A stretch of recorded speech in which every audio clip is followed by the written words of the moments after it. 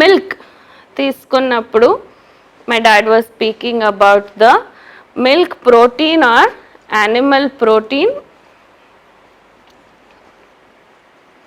leading to autoimmune diseases.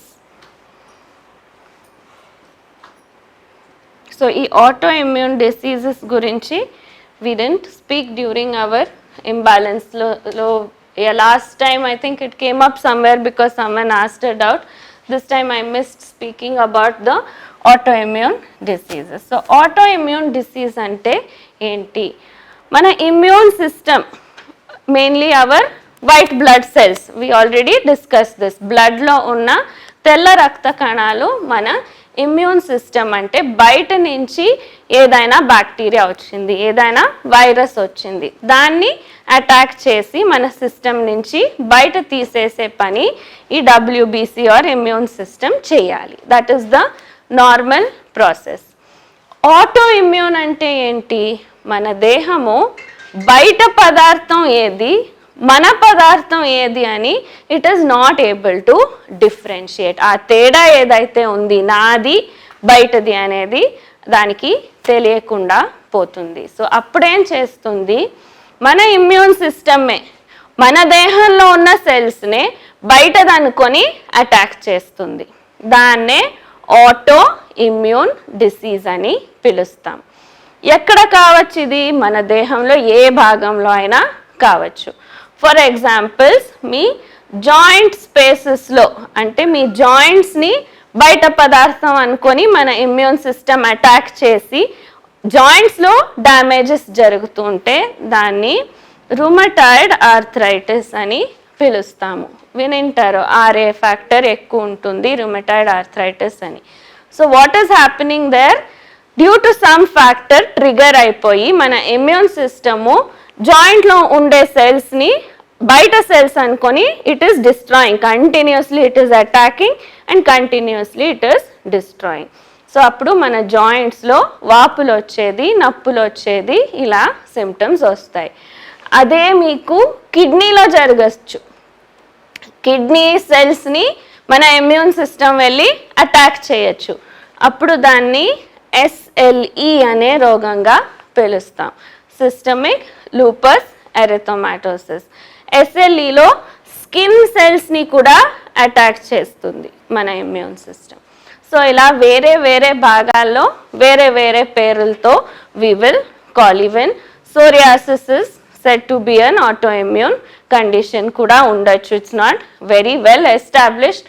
So ఇవన్నీ మనకు సరిగ్గా అర్థం కావు, ఎందుకు అవుతుంది, ఎలా ట్రిగర్ అయింది అనేది కరెక్ట్గా కారణం తెలియకుండా ఉన్నలాంటి రోగాలు. So there is a long list. Salivary గ్లాండ్ని అటాక్ చేయొచ్చు, అప్పుడు ఇంకో రోగం అంటారు. కంటిలో ఈ ప్రాబ్లం కావచ్చు, కంటిలో ఉన్న సెల్స్ని మన ఇమ్యూన్ సిస్టమ్ అటాక్ చేయొచ్చు. So any part of the body this can happen.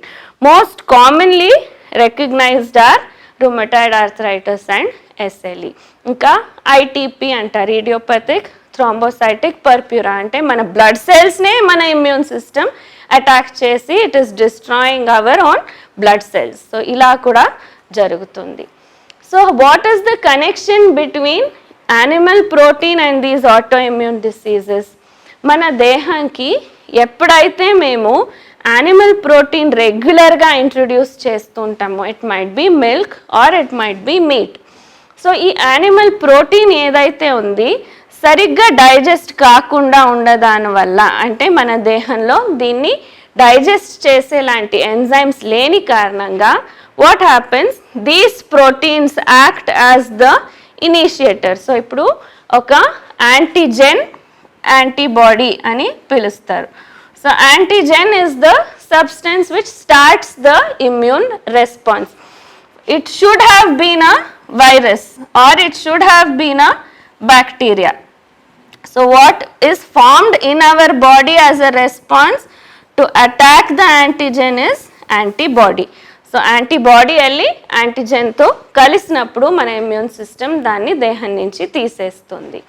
But what is happening, instead of a virus or bacteria being the antigen, this undigested animal protein in the body triggers the antibodies, triggers the immune response.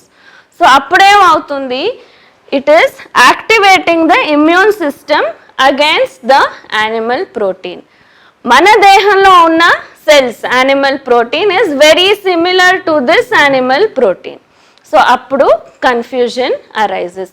నేను suppose it is in this shape, ఈ shape కోసం ఒక antibody form అయింది.